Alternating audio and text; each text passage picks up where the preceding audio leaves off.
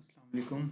अच्छा, आज का टॉपिक हमारा है जी, जिस पे हमने डिस्कशन करनी हो ये जी, जो फाइनेंस बिल में जो चेंजेस आई हैं इनका ब्रीफ ओवरव्यू। इसके बारे में हम तकरीबन दो से तीन दिन इस पे बात करें, क्योंकि जो चेंजेस हैं वो काफ़ी, एक तो मेजर है और एक नंबर ऑफ़ चेंजेस जो पर सेक्शन है वो काफ़ी ज़्यादा है। तो चलें जी, देख लेते हैं इसमें। अच्छा, कंसीलमेंट ऑफ इनकम को डिफ़ाइन किया गया है सेक्शन 2 में। एक एक नया सब सेक्शन ऐड कर दिया जी, 13A। और जो सेक्शन 111 है, अनएक्सप्लेन्ड इनकम, कुछ उसमें चीज़ें थी कंसीलमेंट ऑफ इनकम से रिलेटेड। और इसमें कुछ जैसे ये क्लॉज ए और बी ऐड कर दी गई है।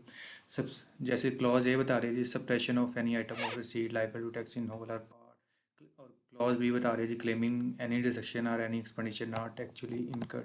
तो ये सीमिंगली उनसे रिलेटेड है तकरीबन, अनएक्सप्लेन्ड इनकम से। तो उसी को इधर ब्रीफली एक्सप्लेन कर दिया कि वो चीज़ें भी जो सेक्शन 111 में फॉल कर रही हैं, और दो क्लॉजेज ये इसको कंसीलमेंट ऑफ इनकम की डेफिनेशन का पार्ट बना दिया।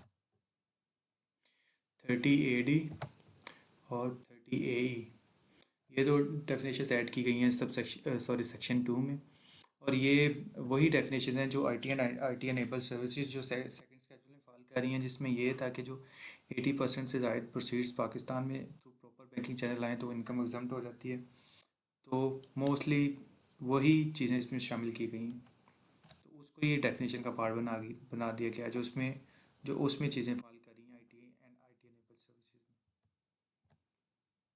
अच्छा जी, ये एक नया कॉन्सेप्ट है बिल्कुल ही, स्मॉल एंड मीडियम एंटरप्राइज का। और ये इसी इसी फाइनेंस बिल में ऐड किया गया है, ये पुराना नहीं है। डेफिनेशन भी ऐड की गई है, सेक्शन भी ऐड किया गया है, और इसके अलावा स्केड्यूल भी ऐड किया गया है। अच्छा जी, ये डेफिनेशन बता रही है जी, ऐसे लोग, ऐसे पर्सन जो मैन्युफैक्चरिंग एक्टिविटीज़ में इंगेज हैं और इनका टर्नओवर जो है 250 मिलियन से कम है, या ऐसी इंटरप्राइज जिनका टर्नओवर एक्सीड कर जाए 250 मिलियन से ड्यूरिंग द ईयर, और आपको चांस है कि जो सब्सिक्वेंट ईयर्स में ये 250 मिलियन से एक्सीड कर सकता है। तो ऐसे जो पर्सन है वो इसमें फॉल नहीं करेंगे। इसमें वही पर्सन फॉल करेंगे जिनका जो टर्नओवर है वो 250 मिलियन से एक्सीड ना करे। बस इसके इधर स्लैब लग गया कि 250 मिलियन तक ही रहे। अगर एक्सीड करेगा तो एक नई सब क्लॉज ऐड कर दी गई है स्मॉल कंपनी की डेफिनेशन में। अगर 250 मिलियन से एक्सीड कर जाएगा तो ये स्मॉल कंपनी में फॉल कर जाएगी, स्मॉल कंपनी की डेफिनेशन में फॉल कर जाएगी। अच्छा जी, 100 ही ऐड किया गया है स्मॉल एंड मीडियम एंटरप्राइज के हवाले से ही। तो इसमें बता रहा है जी कि for tax year 2021 and onwards the tax payable by a small and medium enterprise shall be computed and paid in accordance with the rules made under the 14th schedule। कि जो टैक्स पे होगा और जो रूल्स डिफाइन किए गए हैं as per 14 schedule, वही इस पे एप्लीकेबल होगी स्मॉल एंड मीडियम एंटरप्राइज में। इसके अलावा जी, क्लॉज 2 कह रही है कि जो बोर्ड है वो सिंप्लीफाइड रिटर्न जो है स्मॉल एंड मीडियम एंटरप्राइज के लिए वो डिफाइन करेगा, प्रिस्क्राइब करेगा। अच्छा, 14 स्केड्यूल क्या कह रहा है जी? 14 स्केड्यूल बता रहा है जी कि ये रूल सिर्फ अप्लाई होंगे स्मॉल एंड मीडियम एंटरप्राइज को, स्मॉल एंड मीडियम एंटरप्राइज पे। और जो रजिस्ट्रेशन होगी, small and medium enterprise shall be required to register with the FPR on IRS web portal और small and medium enterprise development authority on its SME registration portal. जो small and medium enterprise हैं ये register होंगी IRS पे, और जो स्मेडा का portal है उस पे। अच्छा जी, टैक्सेशन देख लेते हैं। बेसिकली इसको दो कैटेगरीज में डिफाइन किया गया है स्मॉल एंड मीडियम एंटरप्राइज को, कैटेगरी 1 और कैटेगरी 2। कैटेगरी 1 वो है जी जिसका एनुअल जो टर्नओवर है वो 100 मिलियन से एक्सीड ना करे, और कैटेगरी 2 है जिसका टर्नओवर 100 मिलियन से एक्सीड करे लेकिन 250 मिलियन से एक्सीड ना करे। अगर जो टर्नओवर 100 मिलियन तक है तो आप पे जी टैक्सेबल इनकम पे लाइबिलिटी लगेगी, जो स्लैब लगेगा वो है जी state at the rate of 7.5%। और अगर 100 मिलियन से एक्सीड कर रहा है और टू 250 मिलियन तक है तो ये कैटेगरी 2 में फॉल कर जाएगा और इस पे रेट लगेगा जी 15% ऑफ टैक्सेबल इनकम। मतलब कि बाकी जो जितनी भी लॉ की प्रोविजंस है, सपोज सेक्शन 20 है, 21 है, इन एडमिसिबल डिडक्शंस वाला, बाकी सारी प्रोविजंस वही लगेगी इनकम टैक्स ऑर्डिनेंस के। लेकिन जो रेट है जो फर्स्ट स्केड्यूल में है वो नहीं लगेंगे। इस पे रेट 7.5% और 15% लगेगा। सपोज अगर कंपनी होती या स्मॉल कंपनी होती तो उस पर जो इनकम टैक्स ऑर्डिनेंस वाला वो रेट लगना था वो नहीं लगेगा, अब उस पर ये वाला रेट लगेगा। अच्छा जी, जो स्मॉल एंड मीडियम इंटरप्राइज है इनके लिए एक और ऑप्शन रखा गया है कि ये ऑप्ट आउट कर सकती हैं एनटीआर से एफटीआर में, मतलब कि फाइनल टैक्स रिजीम में ऑप्ट आउट कर सकती हैं। ये ऑप्ट आउट करेंगे जी at the time of filing of income tax return. इसके लिए भी दो कैटेगरीज रखी गई हैं और इन पे टैक्स लगेगा on the basis of their turnover. अगर तो टर्नओवर इनका है जी 100 मिलियन तक तो ये कैटेगरी 1 में फॉल कर जाएगी और टर्नओवर लगेगा जी 0.225% ऑफ क्रॉस टर्नओवर। और अगर 100 मिलियन से एक्सीड करेगी लेकिन 250 मिलियन तक रहेगी जो एनुअल टर्नओवर है तो ये कैटेगरी 2 में फॉल कर जाएगी और इस पे रेट लगेगा 0.5% ऑफ ग्रॉस टर्नओवर। अच्छा जी, अगर आप रूल 2 देखें तो इसमें लिखा गया है जी कि जो ऑप्टिंग आउट का ऑप्शन है वो eight the time of filing of return exercise किया जाएगा। और अगर एक दफ़ा एक्सरसाइज कर लिया तो वो 3 सालों के लिए इरिवोकेबल रहेगा। मतलब कि 3 सालों तक आप एनटीआर में बैक ऑप्ट आउट नहीं कर सकते, 3 सालों तक आप एफटीआर में ही रहेंगे। ऑडिट से रिलेटेड जो प्रोविजन है 177 एंड 214 सी वो स्मॉल एंड मीडियम एंटरप्राइज पे नहीं एप्लीकेबल होगी।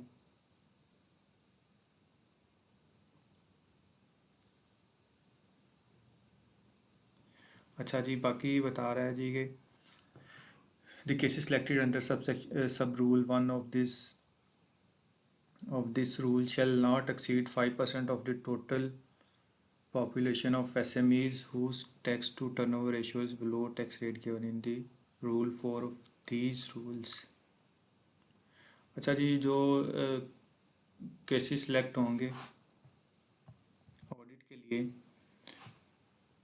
एज पर जो रूल 4 है उनकी तादाद 5% जो है ना टोटल एस एम ईज़ की उससे ज़्यादा नहीं होगी। और जो बाकी जो है provision of ordinance to apply, जो ऑर्डिनेंस की प्रोविजंस हैं बाकी सारी एज इट इज़ अप्लाई होंगी।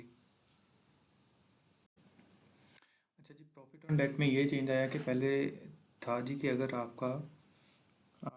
आपको कहीं से भी सपोज बैंक से अगर आपको प्रॉफिट ऑन डेट मिलता है जो आपकी इंटरेस्ट इनकम है और वो 36 मिलियन से एक्सीड कर रही है तो वो एनटीआर में फॉल कर जाएगी।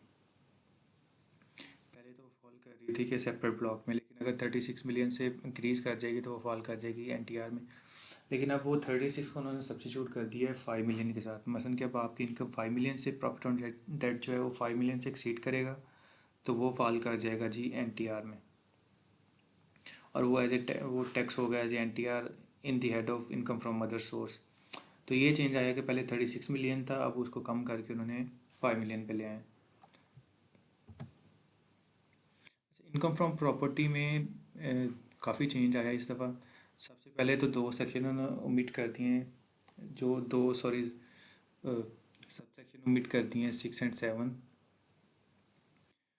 6 बता रहा है आपको जी कि जो रेट्स हैं, जो रेट के स्लैब्स हैं इनकम फ्रॉम प्रॉपर्टी पे उससे रिलेटेड है। और जो सब सेक्शन 7 है वो बता रहा है कि जी जो अगर ये सेक्शन तब अप्लाई होगा जब आपकी इनकम जो है ना 200,000 मतलब कि 2 लाख से कम होगी तो इनकम फ्रॉम प्रॉपर्टी पे कोई टैक्स नहीं लगेगा। तो ये इसको एलिमिनेट कर दिया गया इस दफ़ा। ब्लॉक टैक्सेशन जो इनकम फ्रॉम प्रॉपर्टी है वो सीधी सिर्फ एनटीआर में टैक्स होगी।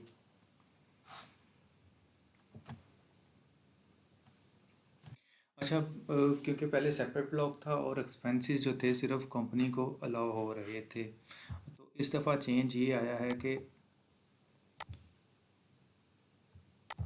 जहाँ जहाँ वर्ड था कंपनी तो कंपनी को रिमूव उन्होंने ओमिट कर दिया, सिर्फ वहाँ वहाँ पर्सन सब्स्टिट्यूट कर दिया गया पर्सन के साथ। सपोज़ जैसे एक्सपेंसेस थे, जो आपको रिपेयर अलाउंस मिलता था 1/5, या आपको एडमिन एक्सपेंसेस 4% मिलते थे, या आपको प्रॉफिट ऑन डेट आ जाता है, या mortgage charges and so on, जितने भी एक्सपेंसेस थे वो सिर्फ पहले कंपनी के केस में लॉ थे, क्योंकि इंडिविजुअल के केस में तो वो सेपरेट ब्लॉक में फॉल कर रहा था। लेकिन अब क्योंकि ये एनटीआर में फॉल कर रहा है, तो एक्सपेंसेस कंपनी के केस में भी अलाउ होंगे और इंडिविजुअल एंड एओबी के केस में भी अलाउ होंगे, क्योंकि पहले सिर्फ कंपनी के केस में ये फॉल कर रहा था एनटीआर में।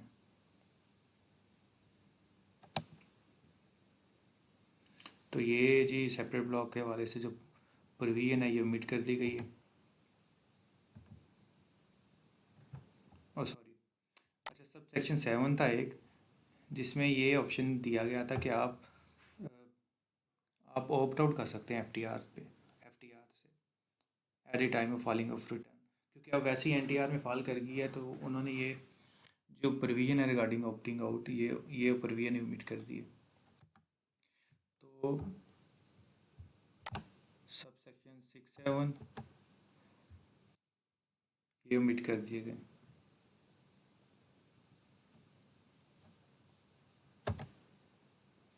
अच्छा जी, इनकम फ्रॉम बिजनेस पे आ रहे हैं। अच्छा, इसमें एक बड़ी चेंज तो नहीं आई, लेकिन इसमें एक एक्सप्लेनेशन में उसने बड़ी एक इम्पोर्टेंट बात बता दी है। अच्छा, इसकी क्लॉज भी बता रही है जी, any income direct by any trade professional और similar association from the sale of goods और provision of services to its members. अब इस क्लॉज के बाद उन्होंने ये एक एक्सप्लेनेशन ऐड कर दी है। ऊपर उसने बता दिया कि कोई भी इनकम जो कोई ट्रेड प्रोफेशनल या कोई सिमिलर एसोसिएशन ड्राइव करे फ्रॉम सेल ऑफ गुड्स और provision of services for its members. अब नीचे ये बता रहा है जी, for the removal of doubt it is clarified that income derived by cooperative housing societies from the sale of goods, immovable property or provision of services to its members, and has always been chargeable to tax under the provision of this ordinance.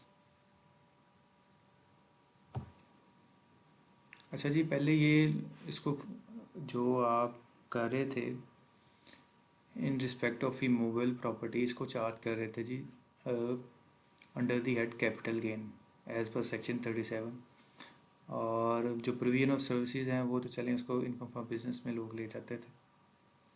तो ये इसमें change आया कि उसने clarify कर दिया कि जो कोऑपरेटिव सोसाइटीज़ की इनकम है from the sale of immovable property,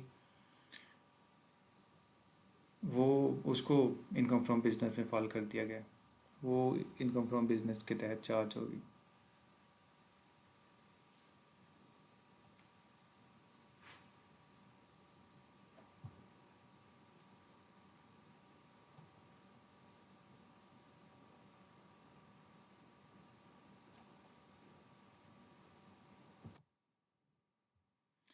depreciation में एक प्रोविज़न थी कि जो इमूवेबल प्रॉपर्टी है जिस पे हमने डेप्रिसिएशन क्लेम की हुई है, अगर अगर वो उसकी कंसिडरेशन कॉस्ट से एक्सीड कर जाती थी, तो उसकी कंसिडरेशन को हम कॉस्ट ट्रीट करते थे, और जो हमारा गेन आता था वो हमारा हमेशा इक्वल होता था डेप्रिसिएशन के, और वो उसको हम as a income from business में ट्रीट करते थे under the head income from business. लेकिन उसमें अब ये चेंज आया है कि उसने कह दिया है कि जी एज़ पर फाइनेंस बिल कि जो डिफ्रेंसिएशन होगी where the consideration received on the disposal of immovable property exceeds the cost of the property, the excess amount shall be taxable. मसलन कि जो एक्सेस अमाउंट होगी, जो कंसिडरेशन रिसीव्ड लेस जो आपकी on the disposal of movable property exceeds the cost of the asset, तो जो excess amount होगी वो चार्ज होगी जनाब आपकी कैपिटल गेन में। मसलन के कंसिडरेशन लेस कॉस्ट, जो डिफ्रेंशिएशन होगी वो आपकी चली जाएगी जी कैपिटल गेन में। पहले ये ट्रीट हो रही थी कि जी जो कंसिडरेशन थी वो कॉस्ट बन जाती थी, और फिर हम कॉस्ट में से जब डेप्रिसिएशन लेस करते थे डब्ल्यूडीवी को, कंसिडरेशन में से लेस करते थे तो जो हमारा गेन था वो तकरीबन टैक्स डेप्रिसिएशन के करीब बल्कि उसके बराबर आता था। लेकिन अब उसको उसने कह दिया कि जो कंसिडरेशन जब कॉस्ट एक्सीड कर जाएगी तो जो कंसिडरेशन लेस कॉस्ट का डिफरेंस है वो आप कैपिटल गेन में ले जाएंगे। 23 ये जो फर्स्ट ईयर अलाउंस था एट द रेट ऑफ 90%, अब 90% जो आपको इनिशियल अलाउंस मिल जाता था, फर्स्ट ईयर अलाउंस मिल जाता था, ये ओमिट कर दिया क्योंकि बोर्ड ने कोई भी ऐसे एरियाज डिफाइन नहीं थे किए जहाँ पे प्लांट एंड मशीनरी आप लगाएं या इंडस्ट्रियल अंडरटेकिंग लगाएं और आपको 90% तक जो है वो फर्स्ट ईयर अलाउंस मिल जाए। अच्छा, कैपिटल गेन में काफ़ी चेंजेस आई हैं। अच्छा, इसमें जो मेजर चेंज है वो मैं आपको बता देता हूँ। Provided that where the taxable gain on disposal of removal property exceeds 5 million, it shall be chargeable to tax under subsection 1 of this section. Provision of subsection 3 shall not apply.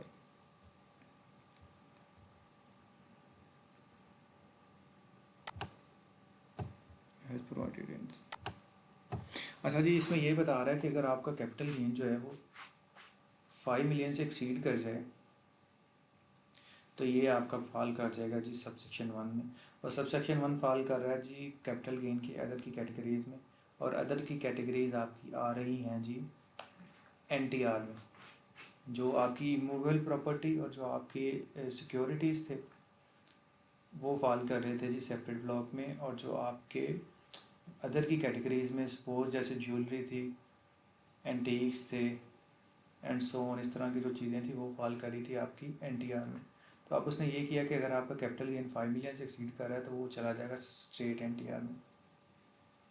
दूसरा ये है कि जी सबसेक्शन 3 बता रहा है जी कि subsection 3 में ये था कि अगर आपका जो कैपिटल एसेट है वो फॉल कर रहा है जी सबसेक्शन 1 में, other than immovable property and securities की डेफिनेशन में, सिक्योरिटीज़ की कैटेगरी में, तो उसमें ये था कि अगर आपका होल्डिंग पीरियड 1 साल से ज़्यादा है तो वो टैक्सेबल होगा जी 75%, मतलब कि 25% पे टैक्स नहीं लगेगा।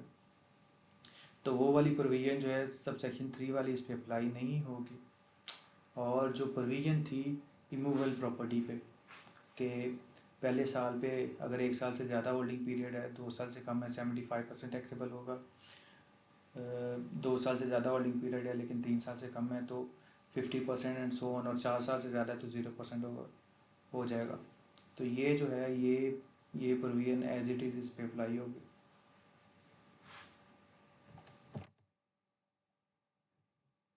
अच्छा जी, दूसरा इसमें जो जो प्रॉपर्टी डीलर्स हैं उनके बारे में है कुछ। Where a person is habitually engage in the transaction of sale and purchase of immovable property, as such sale and purchase is adventure in the nature of trade and business. The provision of this subsection shall not apply, and the income from such transaction shall be chargeable under the head income from business. अच्छा जी, income जो अगर आप business की definition देखें तो इसमें वैसे भी शामिल है, यानी trade, commerce, profession, business, vocation, adventure and so on. तो ये सारी चीज़ें पहले भी उसमें ऐड थी, लेकिन अब उन्होंने बता दिया कि जो कोई पर्सन जो हैबिचुअली या कोई as an adventure in the nature of trade and business property की सेल एंड परचेज में इन्वॉल्व है, इमूवेबल प्रॉपर्टी की सेल एंड परचेज में, तो जो उसकी इनकम है वो फॉल कर जाएगी under the head income from business. उस पर सेक्शन 37 की प्रोविजंस एप्लीकेबल नहीं होंगी। तो ये सबसे जो इस सेक्शन में दो मेजर चेंजेस है ना, एक तो 5 million से ज़्यादा जो गेन आपका 5 million से ज़्यादा गेन आपका एक्सीड कर जाए तो वो फॉल कर जाएगा एनटीआर में। और दूसरा ये है जी कि अगर आप एज ए प्रॉपर्टी डीलर काम कर रहे हैं, आपने हैबिट ही बना ली है कि जी आप कोई महीने बाद 2 महीने बाद 2 दिन प्रॉपर्टी सेल करी जा रहे हैं, या आपका वैसे ये नेचर ऑफ बिजनेस है, तो ये आपका जो गेन आएगा वो फॉल कर जाएगा उधर इनकम फ्रॉम बिजनेस में। सपोज आप कर लेते हैं, बेच देते हैं, तो वो जो गेन आएगा वो आपका कैपिटल गेन में फॉल नहीं करेगा, वो आपका फॉल कर जाएगा इनकम फ्रॉम बिजनेस में। अच्छा जी, स्लैब्स, जो स्लैब्स थे पहले था जी कि जो स्लैब आपके इंक्रीज़ या डिक्रीज़ हो रहे थे, तो अब उन्होंने ये कर दिया है कि जी जो स्लैब है वो एक ही रख दिया उन्होंने, सॉरी एक ही जो है ना एट द रेट ऑफ 5% जो है ना यही टैक्स लगेगा।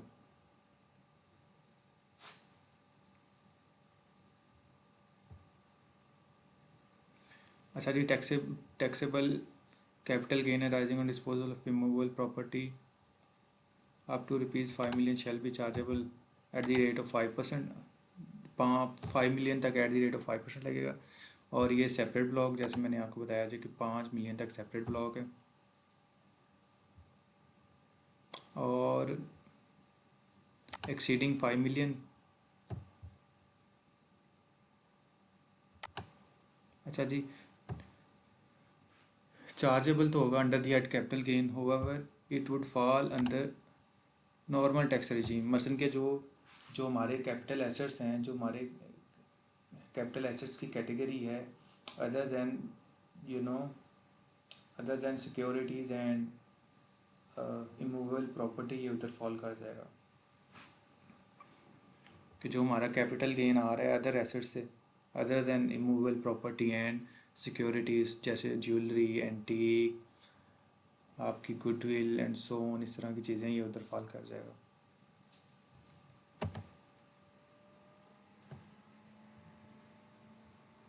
अच्छा जी, ये था सेक्शन 79 नॉन रिकग्निशन रूल, कि अगर आप कोई एसेट बेचते हैं, आप कोई एसेट बेचते हैं, आप कोई गिफ्ट कर देते हैं, आप as a transmission, as a succession on the death of a person, और जिसको आप ट्रांसफ़र करते हैं वो आपका रिलेटिव है, और क्या कहते हैं कि जो पर्सन है जिसको आप, जो एक्वायरर है, वो रेजिडेंट पर्सन होना चाहिए। मसलन कि जिस बंदे को वो प्रॉपर्टी या वो प्रॉपर्टी या वो एसेट्स मिल रहे हैं वो रेजिडेंट पर्सन होना चाहिए।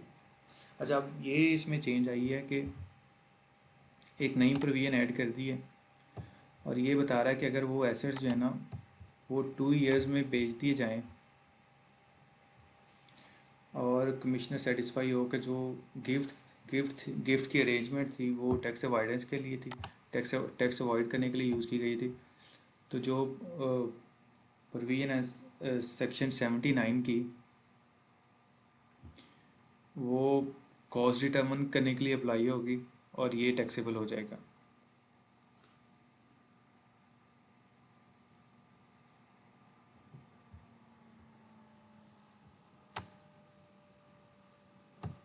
अच्छा जी, ये जो सेक्शन 79 है इसमें ये प्रोविज़न दी हुई है जी कॉस्ट डिटर्मन करने के लिए। जो पर्सन जो एसेट पर्सन ने एक्वायर किया है वो उसी करेक्टर का होगा जो जो जिस पर्सन ने डिस्पोज ऑफ किया है, और cost equal to the cost of the asset for the person disposing, और जो टाइम है जिस टाइम पे या जिस डेट पे उसने डिस्पोज ऑफ किया वो होगा। तो अगर आप 2 सालों के अंदर अंदर डिस्पोज ऑफ कर देते हैं और कमिश्नर सेटिस्फाई होता है कि जी वो आपने गिफ्ट जो आपको मिला था वो आपने डिस्पोज ऑफ कर दिया है, और आपने सिर्फ उसको एक्वायर किया था for the purpose of tax avoidance, तो कमिश्नर आपकी कॉस्ट डिटर्मन कर देगा एज पर सेक्शन 79। और सब सेक्शन 79 में कॉस्ट डिटर्मन करने का तरीका ये है कि जी कॉस्ट वही होगी जिस जो एक्वायरर के हाथ में होगी, जिस पे एक्वायरर ने एसेट एक्वायर किया होगा, और जो एसेट की एक्विजिशन का टाइम है वो टाइम होगा eight the time of disposal.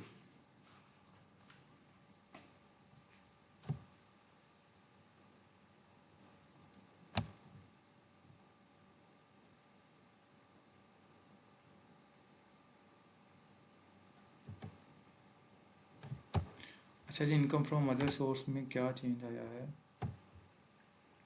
अच्छा, इनकम फ्रॉम अदर सोर्स में था जी any amount of fair market value of any property received without consideration or received as a gift other than gift received from grandparents, parents, spouse, brothers, sisters, son or a daughter। इसमें ये था कि अगर आप किसी से gift लेते हैं और other than grandparents, parents, spouse, brother, sister, son और डॉटर, तो वो फॉल कर जाएगा, वो आपकी इनकम बन जाएगी, income under the head income from other source, इनके अलावा अगर आप लें। लेकिन अब उसने जो क्या कहते हैं कि जो जो डेफिनेशन सेक्शन 85 में थी उसको इसने इधर फॉल कर दिए। तो अब जो रिलेटिव है उसकी डेफिनेशन को काफ़ी ब्रॉड कर दिया, काफ़ी उसमें नए जो जो रिलेशंस हैं काफ़ी उसने ऐड कर दिए। Ancestor, descendant of any of the grandparents are an adopted child, individual और a spouse of the individual, तो काफ़ी इसमें ऐड कर दिए। पहले सिर्फ क्लोज रिलेटिव तक की उसको रिस्ट्रिक्ट किया गया था। अब यह है कि इन बंदों के अलावा अगर आप किसी से कोई गिफ्ट लेते हैं तो उस गिफ्ट की वैल्यू या उसकी फेयर मार्केट वैल्यू जो है वो आपकी इनकम फ्रॉम अदर सोर्स में ऐड कर दी जाएगी। अच्छा, सेट ऑफ लॉसेस, पहले क्योंकि इनकम फ्रॉम प्रॉपर्टी आपकी फॉल कर रही थी सेपरेट ब्लॉक में, तो उसका जो गेन था वो किसी के साथ एडजस्ट नहीं हो सकता था। अब ये है कि जी सेक्शन 56 जो है सेट ऑफ लॉसेस, उसमें जी उन्होंने जो प्रॉपर्टी प्रॉपर्टी का वर्ड है उसको जी ओमिट कर दिया गया। इसका मतलब ये है कि जो लॉसेस हैं under the head income from business वो इसके साथ एडजस्ट हो सकते हैं, और वाइस वर्सा जो है इनकम फ्रॉम प्रॉपर्टी के लॉसेस भी इसके साथ एडजस्ट हो सकते हैं। वर्कर वेलफेयर फंड आपको बता दी, ये प्रोविंशियल मैटर बन के, और पहले ये था जी कि वर्कर वेलफेयर एक्ट के तहत जो थी उसके तहत आपको मिल जाता था जी डिडक्टेबल अलाउंस। अब ये है कि जो प्रोविंशियल में जो भी हैं, जो भी फंड्स आपके प्रोविंशियल में जो प्रोविंसेस ने अडॉप्ट कर दी हैं उनके मुताबिक आपको जी डिडक्टेबल अलाउंस मिल जाएगा। अच्छा, फर्दर ये है कि जी कुछ ऐसी एंटिटीज़ हैं, जो कुछ ऐसी इंडस्ट्रियल अंडरटेकिंग्स हैं जो एक से ज़्यादा प्रोविंसेस में काम कर रही हैं। सपोज़ कर लें जैसे होंडा है, वो पंजाब में भी हो शायद, वो सिंध में भी हो। पेप्सी है, वो पंजाब में भी हो, सिंध में, KPK में, बलूचिस्तान में, हर जगह काम कर रही हो। तो जो ऐसी इंडस्ट्रियल अंडरटेकिंग्स हैं जो एक से ज़्यादा प्रोविंसेस में काम कर रही हैं तो उन पे ये प्रोविजन अप्लाई नहीं होगी। तो इसका मतलब ये है कि जो ऐसी अंडरटेकिंग है जो जिन पे WWF एक से ज़्यादा जगह पे लग गया है तो उनको डिडक्टेबल अलाउंस तो नहीं मिलेगा, लेकिन उनको जो है ये एज एन एक्सपेंस अलाउ हो जाएगा। WPPF, workers profit participation fund. अच्छा, ये भी जी by the provinces after the 18th constitutional amendment act, ये भी हमने उसके मुताबिक कर दिया जी। जो जो सूबों ने अडॉप्ट कर दी हैं एज पर 18th अमेंडमेंट, जो इन्होंने फर्दर अपने प्रोविंसेस के फाइनेंस बिल अपने प्रोविंसेस में प्रोविंशियल असेंबलीज में अप्रूव करवा दी हैं, उसके हिसाब से डिडक्टेबल अलाउंस मिलेगा। अच्छा जी, इसमें भी सेम वही है जी, ट्रांस प्रोविजनल इस्टेब्लिशमेंट, कैसी ऐसी इंडस्ट्रियल अंडरटेकिंग्स जो एक से ज़्यादा प्रोविंसेस में, तो उनके केस में आपको ये अलाउ नहीं होगा, यानी उनके केस में ये अप्लाई नहीं होगा। उनके केस में आपको ये एज एन एक्सपेंस मिल जाएगा। डिडक्टेबल अलाउंस नहीं मिल रहा, इसका ये मतलब नहीं है कि वो आपको एक्सपेंस ही नहीं अलाउ होगा। ये कहीं भी नहीं लिखा हुआ सेक्शन 21 में कि जी जो आपको जो डिडक्टेबल अलाउंस नहीं मिल रहा वो डिसअलाउ हो जाएगा, वो आपको एज एन एक्सपेंस क्लेम हो जाएगा, क्योंकि ये for the purpose of business है तो ये इसलिए अलाउ हो जाएगा। ये टैक्स क्रेडिट का नया सेक्शन ऐड किया जी, 64D। इसमें बता रहा है जी, any person who is engage who is required to integrate with boards computerize system for real time reporting of sale और receipt shall be entitled to tax credit in respect of amount invested in purchase of point of sale। अच्छा जी, ये जो tier 1 retailers हैं जिनके लिए compulsory कर दिया गया था जी पॉइंट ऑफ सेल जो है उसको आप इंटीग्रेट करें APR के सिस्टम के साथ, तो इसके लिए इन्होंने एक टैक्स क्रेडिट निकाल दिया जी 64D के टैक्स क्रेडिट मिलेगा जी। Amount actually invested in the purchase, ये मिलेगा जी लेसर ऑफ ये जी 1.5 लाख रुपया। इसका लेसर ऑफ जो है ना वो आपको एज ए टैक्स क्रेडिट मिल जाएगा, मतलब कि जो आपकी टैक्स लाइबिलिटी होगी उसमें से ये स्ट्रेट डिडक्शन अलाउ हो जाएगी। अच्छा जी, पॉइंट ऑफ सेल्स की उसने डेफिनेशन बता दिया जी। पॉइंट ऑफ सेल मशीन की means a machine meant for processing and recording of sales transaction for goods and services either in cash or through credit and debit card or online payment in an internet enabled environment।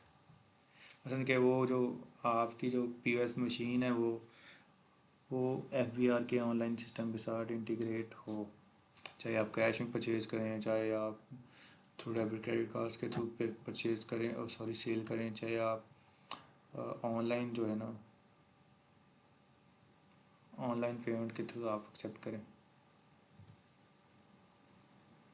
अच्छा जी, tax credit for enlistment है। एक tax credit था जी कि अगर आप enlist होते हैं stock exchange पे तो आपको टैक्स फर्स्ट ईयर के लिए 20% एंड फॉर सब्सिक्वेंट 2 ईयर्स के लिए प्रोसीडिंग 2 ईयर्स के लिए आपको eight the rate of 10% 2 years के लिए टैक्स क्रेडिट मिलेगा। तो ये उम्मीद कर दिया गया है, ये भी टैक्स क्रेडिट उम्मीद कर दिया गया है सेक्शन 55 से। और tax credit for newly establish industrial undertaking 65D, ये भी उम्मीद कर दिया गया है।